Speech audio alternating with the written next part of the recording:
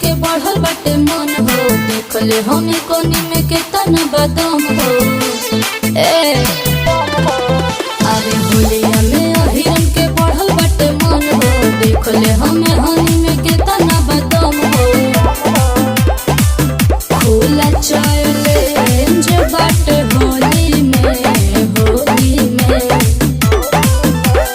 जहिया भेटबू अहिर टोली में, डालम रंग पटाकिए के चोली में। जहिया भेटबू अहिर टोली में, डालम रंग पटाकिए के चोली में।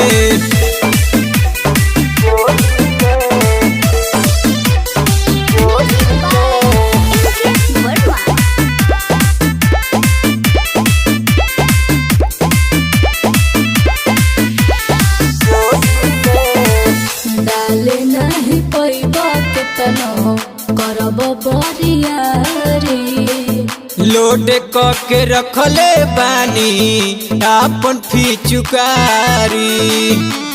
सुना काहो ए हो डाले नहीं पैबा के तनो करब बरियारी।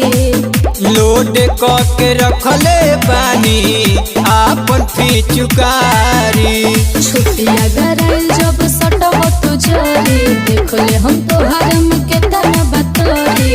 सट के देख दम खाली बाटे तोहरा बोली में, बोली में। जहिया भेटबे अहि टोली में, डालम रंग पटाकिए के चोली में। जहिया भेटबे अहि टोली में, डालम रंग पटाकिए के चोली में।